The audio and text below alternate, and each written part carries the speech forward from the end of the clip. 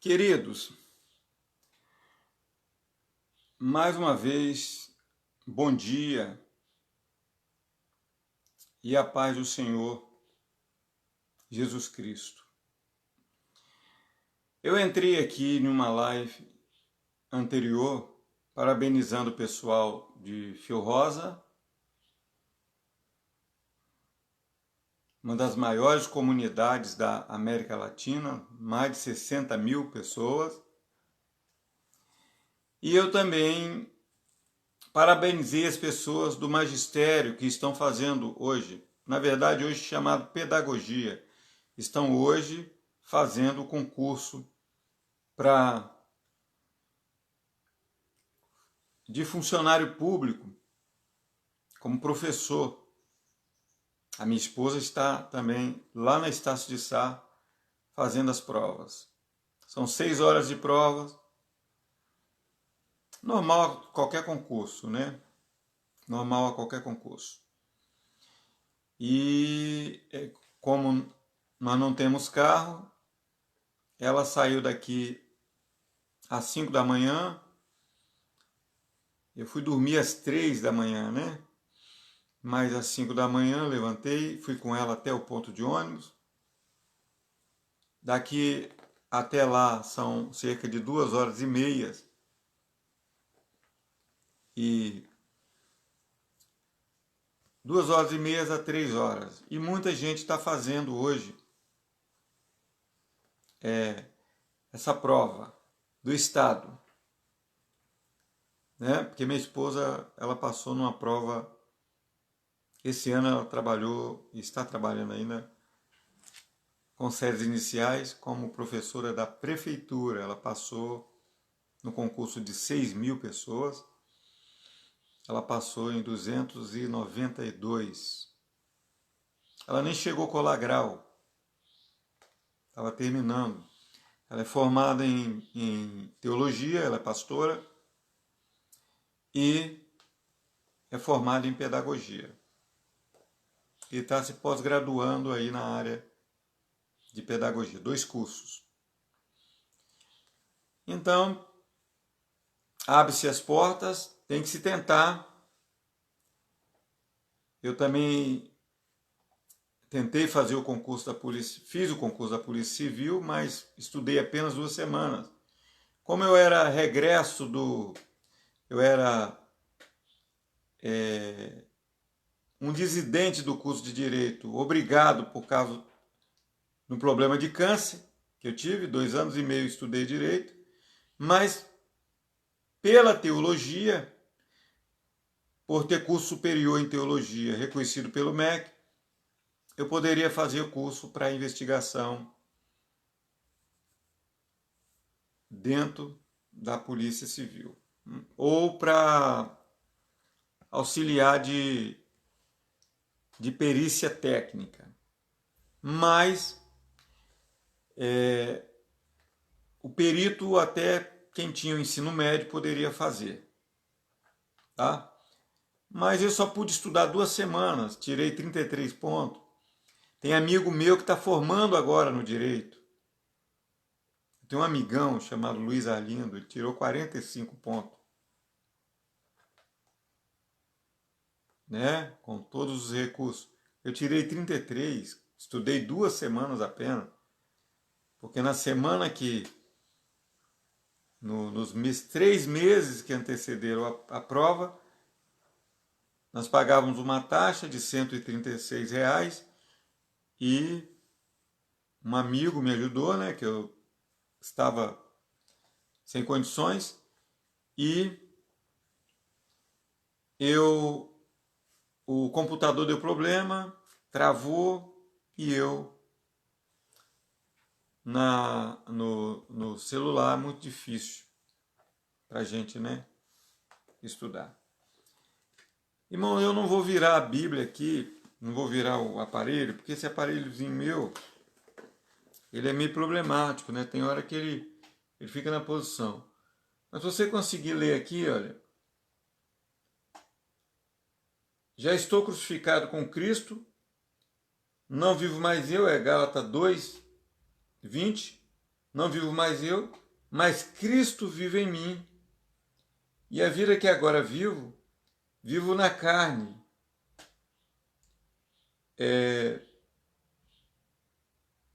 Na fé do Filho de Deus, o qual me amou e se entregou assim por mim. Tá aqui, ó. Mesmo a minha Bíblia sendo letra grande, porque eu uso óculos, talvez você não vai conseguir ver aqui o versículo 20. Mas está aí, ó. Já estou crucificado com Cristo. Tá certo? E vamos, então, fazer uma breve reflexão sobre esse tema, né? Eu estou preparando esse lugar aqui com vários livros. Eu tenho aqui dezenas, centenas de livros, né? Como eu disse, fora os 600 livros que eu emprestei e que nunca voltou, então eu prefiro trabalhar com livros, com leitura, porque eu não sou bom de digitar, de ficar digitando na internet. Eu não sou bom. Tanto que geralmente quando eu mando uma mensagem, eu mando por áudio ou por vídeo, porque eu não sou bom de digitação. Alguns até criticam, mas por que só manda vídeo, só manda áudio? Porque eu não sou bom. Eu não sou bom. Nunca fui bom nessa área de escrever. Não sou muito bom. Tá? Nessa área eu dependo muito da minha filha, porque ela é fera nisso aí. Né? Inclusive a tese que eu fiz, né, no curso de bacharel em teologia, foi a minha filha, né, que é formada em petróleo e gás, que fez para mim. Então eu não sou muito bom nessa área, eu confesso. A gente tem que ser sincero, né? Então, gente, o apóstolo Paulo diz assim: já estou crucificado com Cristo e vivo, não mais eu, mas Cristo vive em mim. E a vida que agora vivo na carne, vivo na fé do Filho de Deus, o qual me amou e se entregou a si mesmo por mim. Então, gente, quando a gente fala de morte, dá aquele espinho, né? Ou aquele frio, né, na espinha, né? O frio na espinha. Por quê? Porque nós temos que encarar a morte. Nós vamos ter que encarar a morte, né? E algumas pessoas pintam a morte como uma pessoa de capô preto, né? Um anjo de capô preto, com uma adaga na mão, que é enviada para ceifar as pessoas. Mas eu tenho uma coisa para falar para você. A morte, ela vem para todos. Ninguém vai escapar. Nem rico, nem pobre. Nem político. Nem pastor. Nem bispo. Ninguém. Ninguém escapa. Ela é a nossa visão, na nossa visão humana e na nossa visão emocional, sentimental, ela é um prejuízo muito grande. Eu estou falando da visão humana, da nossa visão humana, porque a gente cria laços fraternos quando a gente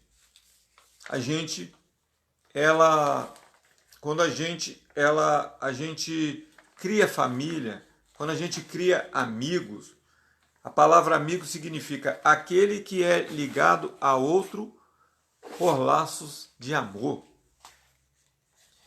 E amizade significa sentimento fiel de afeição e ternura entre pessoas que geralmente não são amantes e nem são parentes, são amigos.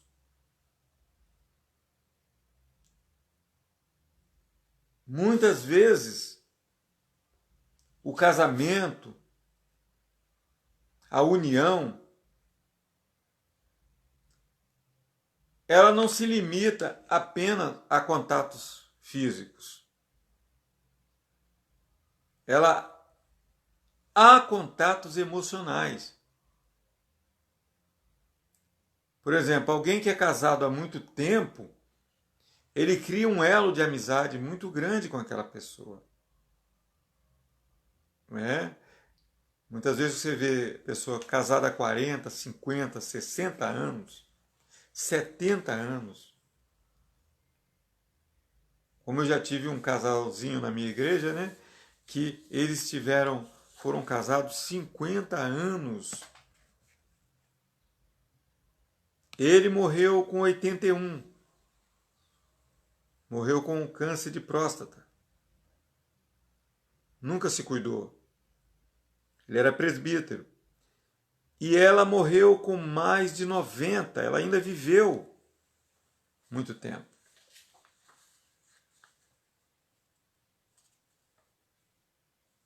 E eu tive privilégio de batizar pessoas bem maduras. Eu batizei a vovó Geralda quando eu fui pastor lá em Flechal, Cariacica. Batizei a vovó Rosa. Batizei, fui pastor, não batizei, do presbítero Joaquim, que era bem de idade. E vi vários homens de Deus, como o bispo Nilson Paulo Carneiro, que faleceu com 66 anos de idade. A minha mãe, que congregou comigo durante 10 anos, faleceu com 57 de infarto. O meu irmão, que eu ganhei para Jesus, faleceu com 24 anos. Eu conheci um pastor guerreiro que foi missionário na África e retornando ao Brasil, ele desenvolveu um problema de depressão e ele faleceu com 50 anos. O nome dele era Sebastião Maciel do Rosário. Escritor de livro, um gigante. Um gigante. Quando eu me casei há 25 anos atrás, ele me orientou muito no meu casamento. Era um gigante. Foi missionário no Senegal.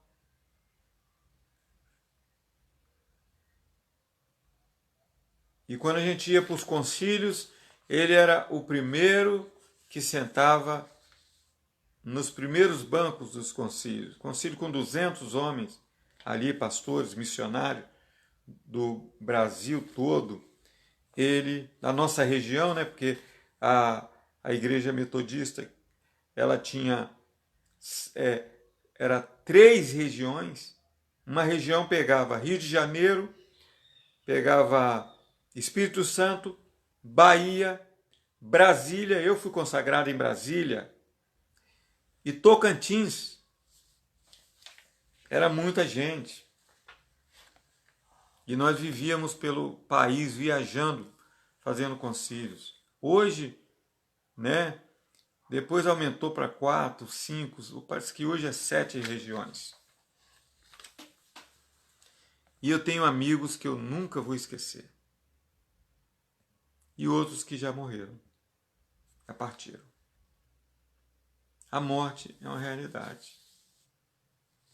O pastor Wander Vieira, que foi meu pastor, quando eu era diácono, morreu com 63 anos de idade. construiu 6 igrejas e também morreu. Então, a minha sogra morreu com 57.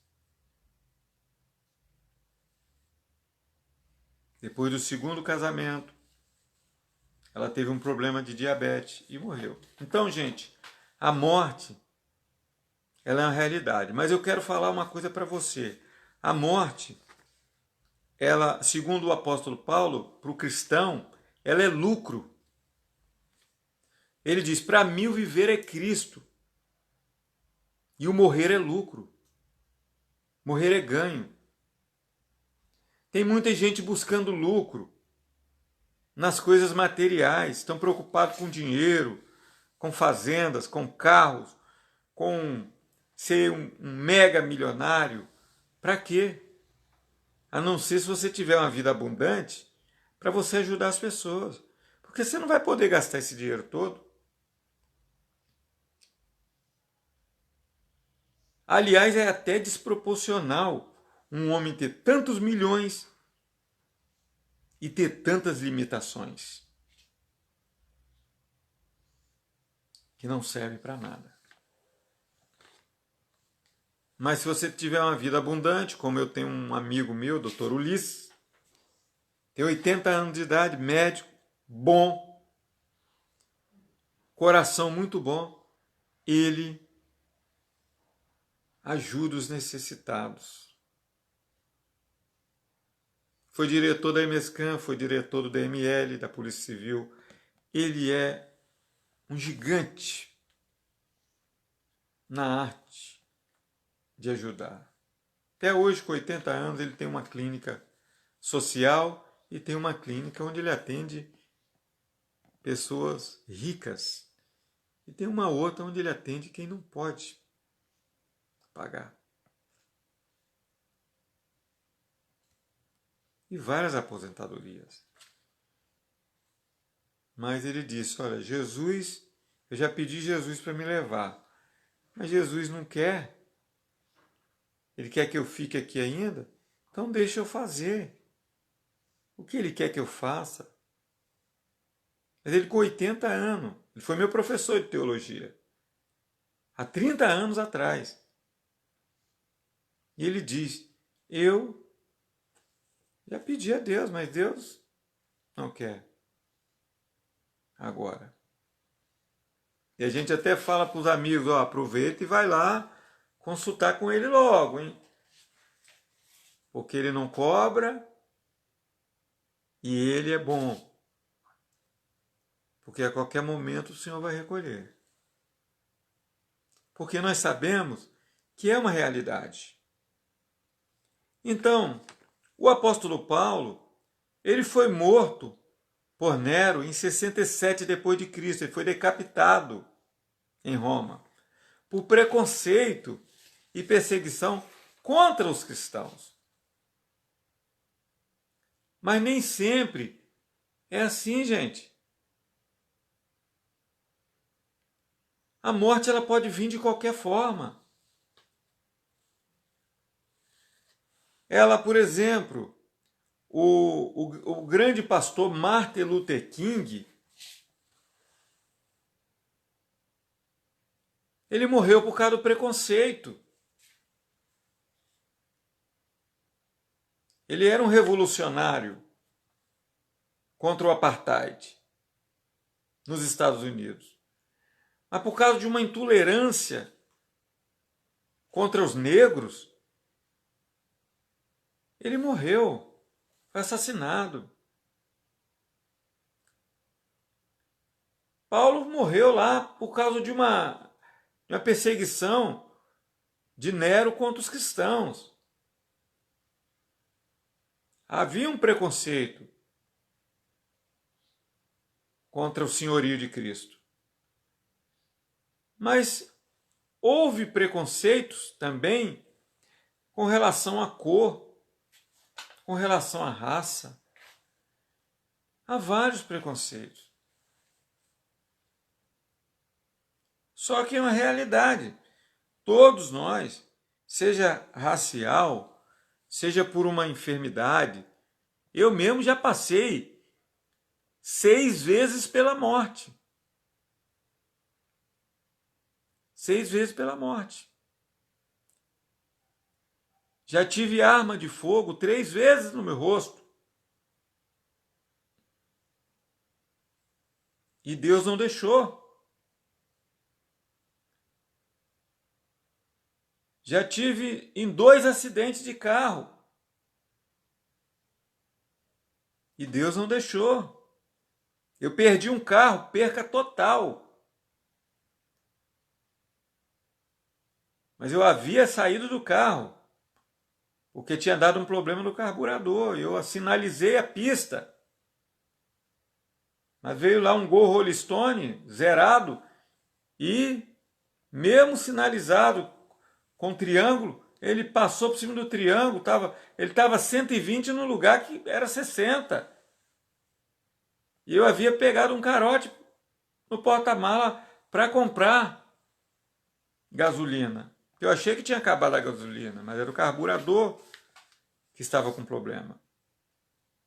E quando eu saí de trás do carro, aquele homem veio desgovernado e bateu no fundo do meu carro e jogou meu carro em cima do canteiro central da BR-101.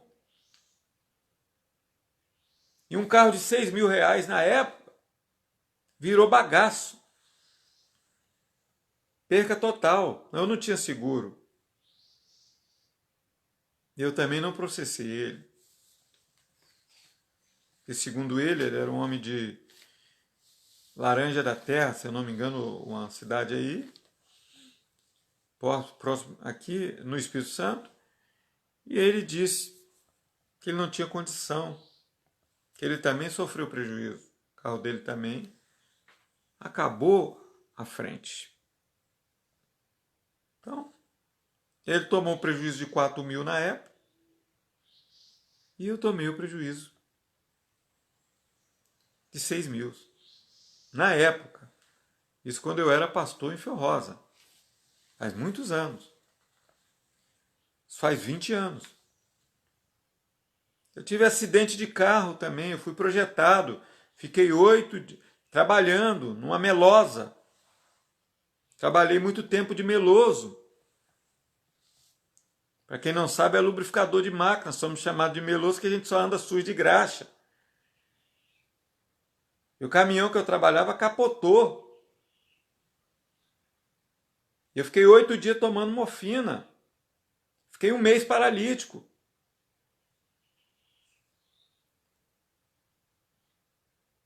Dores insuportáveis. Mas Deus me livrou.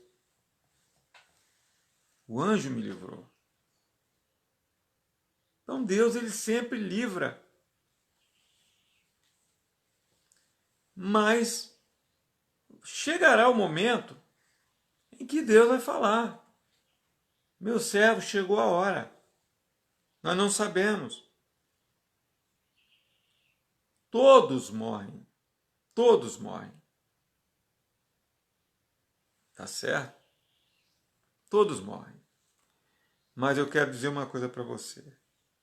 Para mim, o viver é Cristo. Paulo estava dizendo. Para mim, o viver é Cristo. E o morrer é lucro. Porque a vida que eu vivo agora, na carne, eu vivo porque eu amo a Cristo.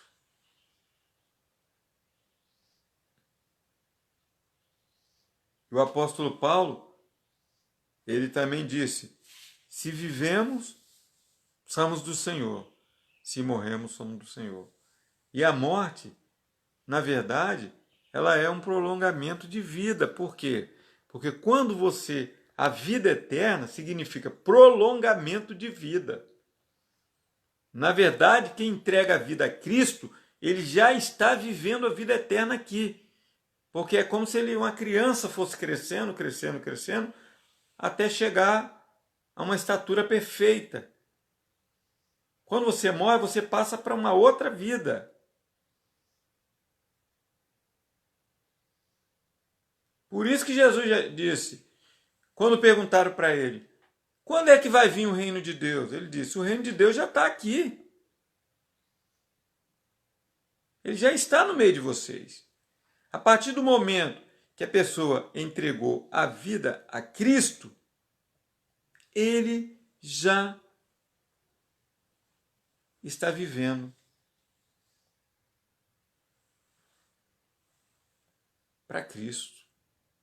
Ele já está vivendo a vida eterna, porque o que é a vida? Vida eterna. Apesar de nós passarmos por um sono, que é o eufemismo da morte, nós vamos acordar do outro lado. Quando eu fui anestesiado com câncer, a primeira vez 6 horas desacordado e a segunda vez 5 horas desacordado,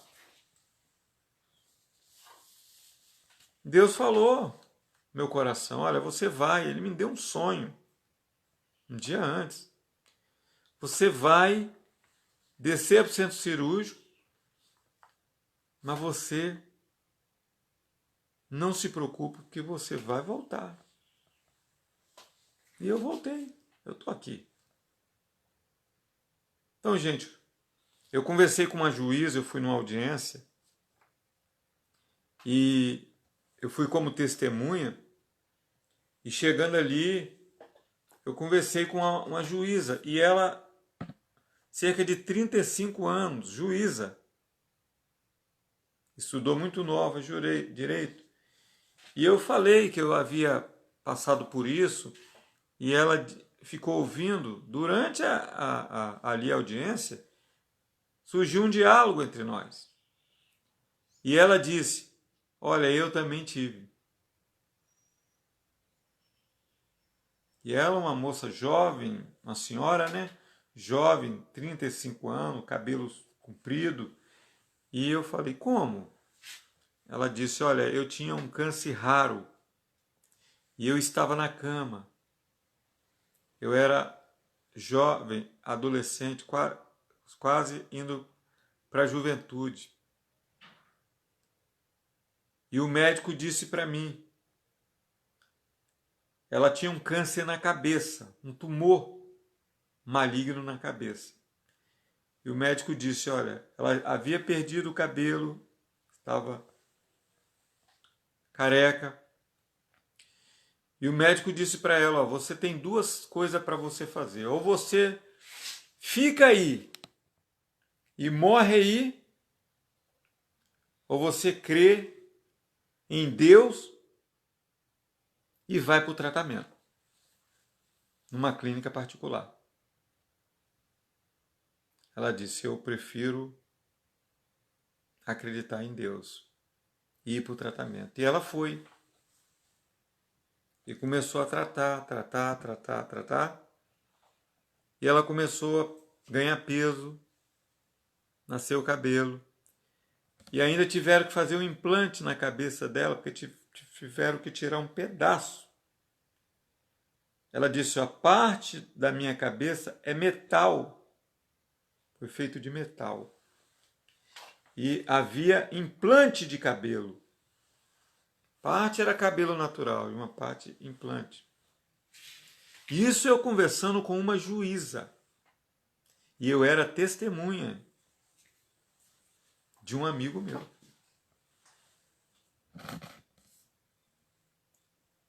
Então, gente, a morte é lucro para aquele que teme a Deus e serve a Deus. Porque você não vai morrer. Você vai viver a vida eterna.